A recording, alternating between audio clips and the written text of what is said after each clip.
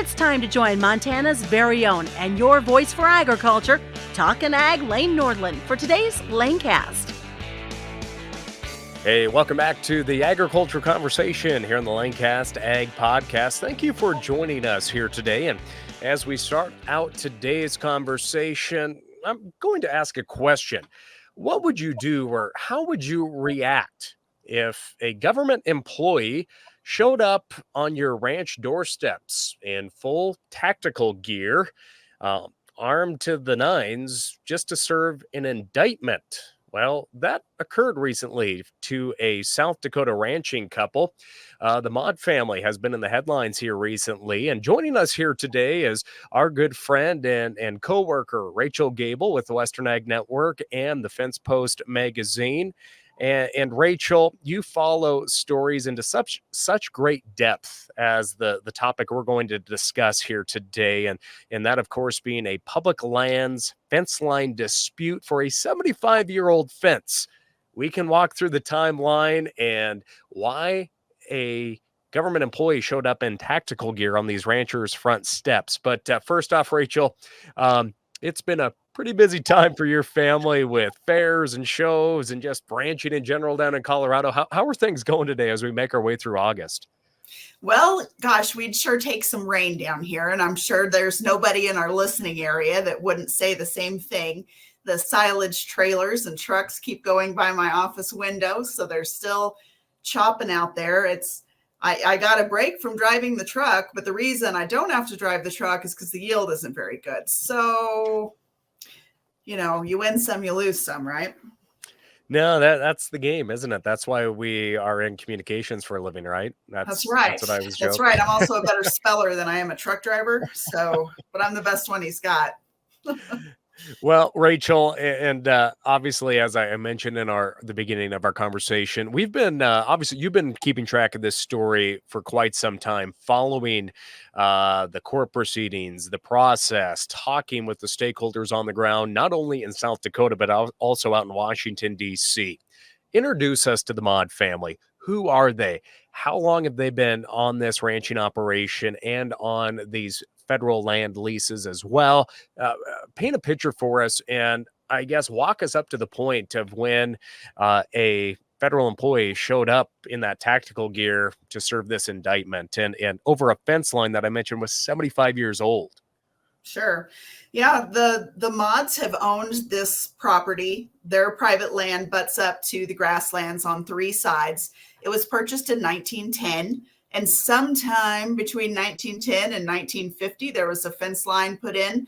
There are some related inholdings in a hayfield that aren't fenced, but the existing fence has been there since, like 75 years. So, and those acres have been certified by the USDA every year since the grasslands came into existence and since the FSA started doing that. So it certainly came as a surprise that on this 75-year-old fence with all of these generations of Maudes that have managed it, with all of the certification, that nothing ever happened. So the Maudes have owned this for a long time. Charles Maude actually purchased the family operation when he was 17. Before going off to South Dakota State University, which he did. He graduated in 2007. Heather graduated from the University of Wyoming in 2008. They're both fifth generation on the ranches that they grew up on. And Charles used to joke when they were dating that Heather lived 15 cattle guards off the highway.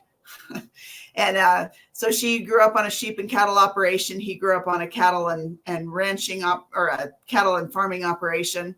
And so they've managed the same little part of the grasslands. It's part of the Nebraska forests and the ground that butts up to it on three sides.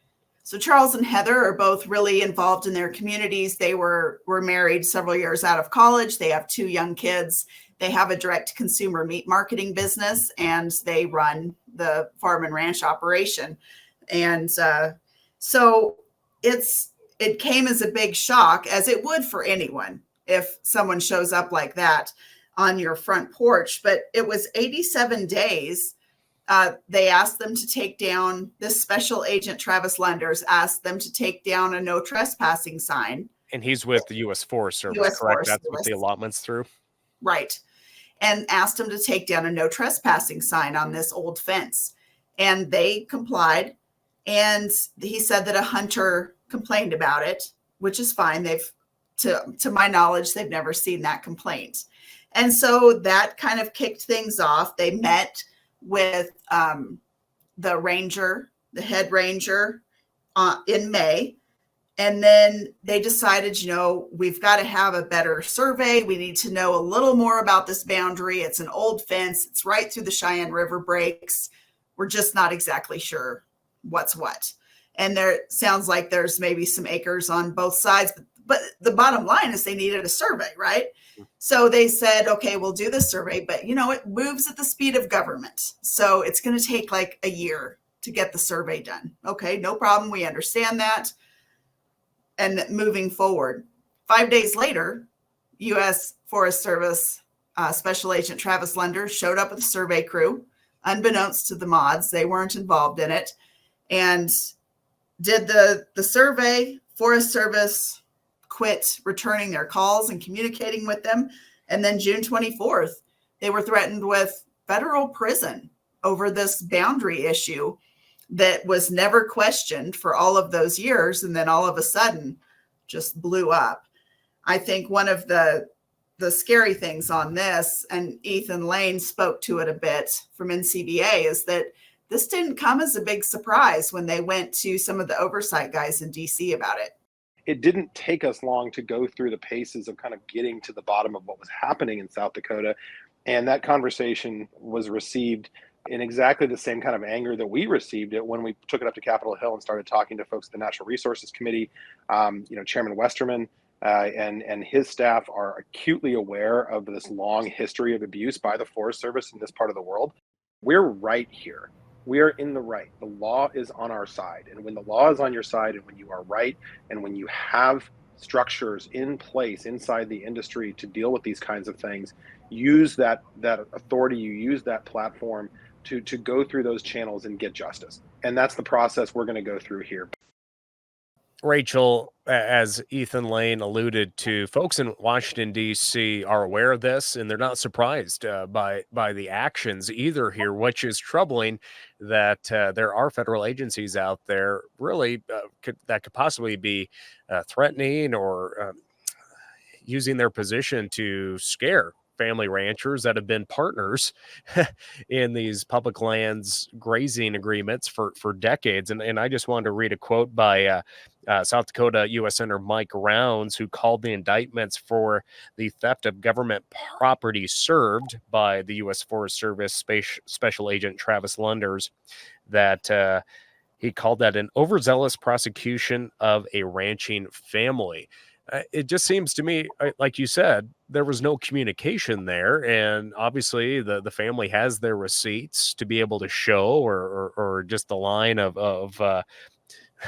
what they were trying to get accomplished. So I guess in your investigation into this, what is the most surprising thing that you've seen in this pretty outrageous claim that you're going to get indicted when they didn't even know that the survey took place? Yeah, I mean, I think it's troubling for sure, and surprising to me that they never received a copy of the complaint made by the hunter. They've never received that survey that Special Agent Lenders showed up to do. And there's not that communication. If the Forest Service wants to be good neighbors, which is what they say they want to do, then taking an easy shot at an easy target certainly isn't the way to get that done. I just think that it's just bizarre that it blew up so quickly when it should have just taken a very, as Ethan said, a business-like approach. We need to get a survey. We need to go through these steps.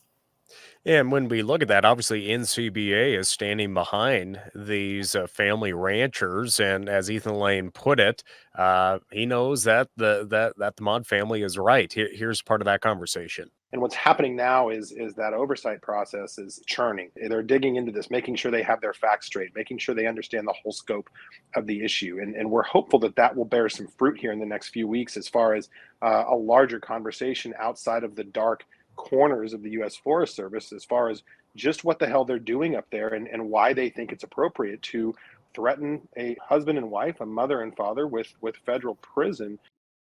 Now, again, Rachel, this is just a glimpse of your conversation with Ethan Lane, but you also caught up with Caitlin Glover, who's the executive director of the National Public Lands Council out in Washington, D.C. They, of course, represent the cattle and sheep producers who graze on federal land allotments, whether that be U.S. Forest Service or also the Bureau of Land Management allotments out in the countryside. Again, that makes up most of the West, and so many operations rely on having those grazing permits to graze livestock for a short period of time each year. And I think we still need to point out 75 years. That's how old this fence was.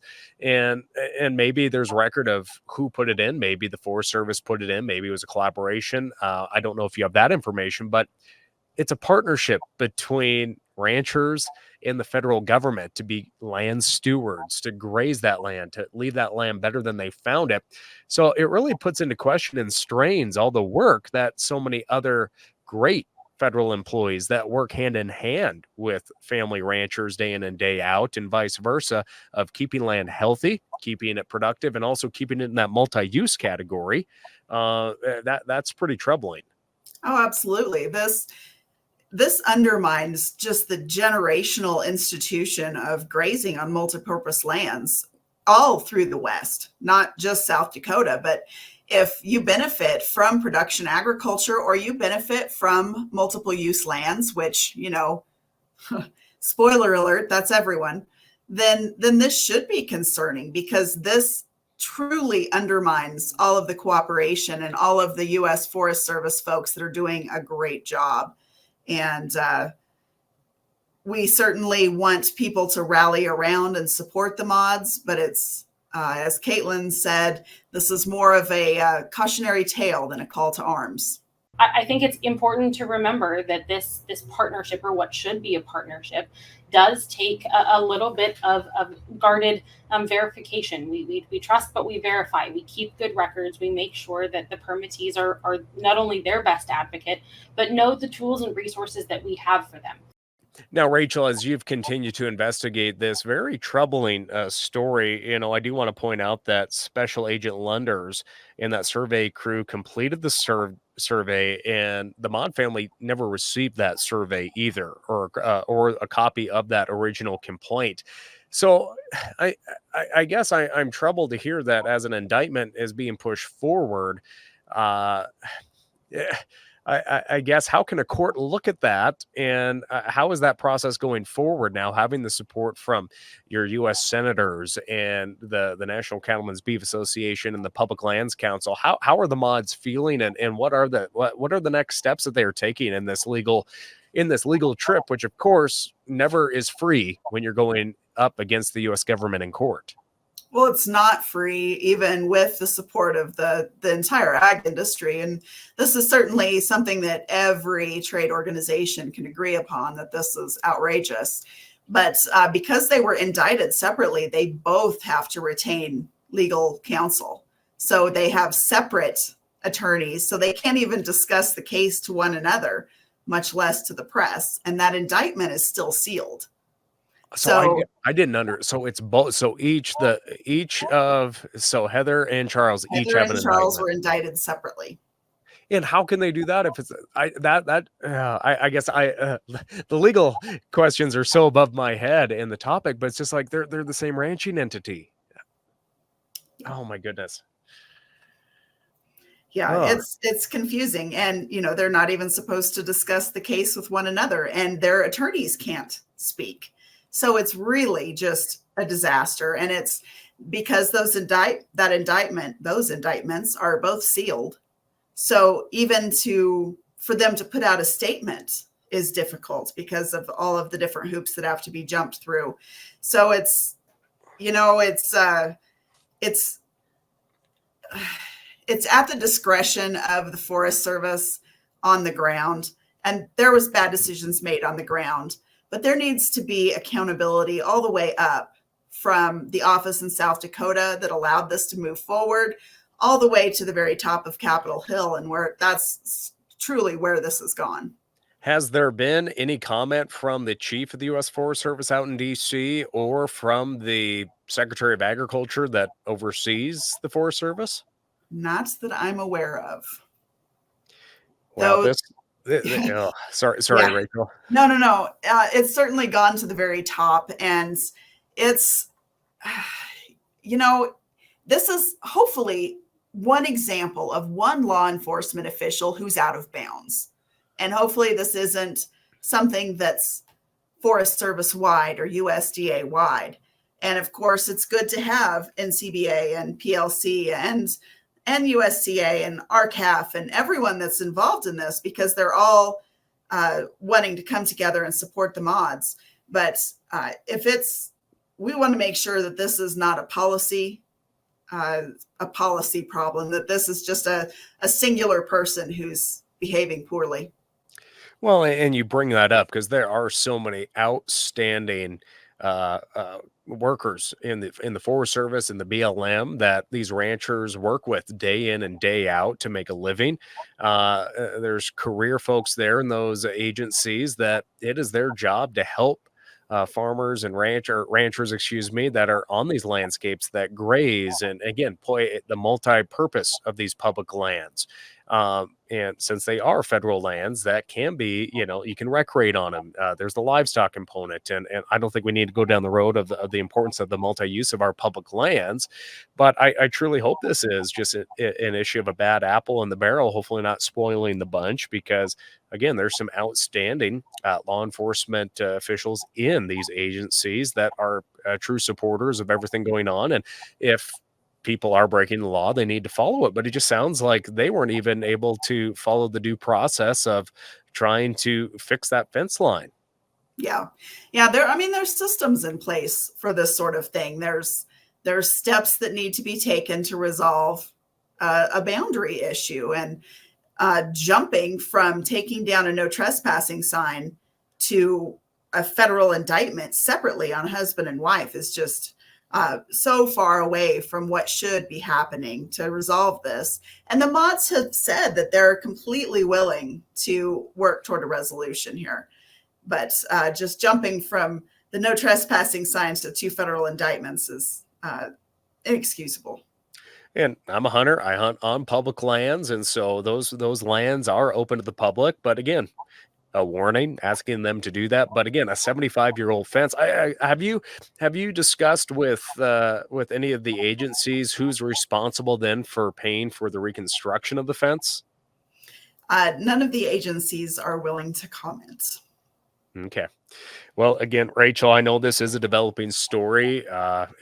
It's being talked about not only at the local stockyards here in Western Ag Network country, or it's also being discussed out in the halls of power out in Washington, D.C., and hopefully being discussed in South Dakota with the more of the elected officials that are at home on the August recess as well, maybe sharing that with their colleagues that are out campaigning right now about maybe some important talks in Congress as well. But Rachel, anything else you want to share on this? As I mentioned, this is a developing story, but I know there's folks that are listening or watching this that are like, you know what? I don't want a U.S. Forest Service or BLM law enforcement official showing up on my porch just because a gate might have got left open or, a weed got stepped on. It is alarming.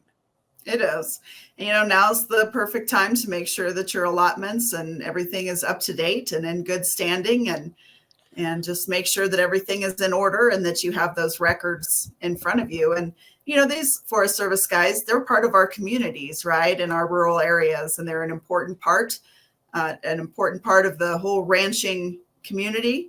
So we were certainly hopeful that this is just one individual behaving badly, and that this is that the charges are just dropped immediately, because that's truly the resolution that needs to come from this.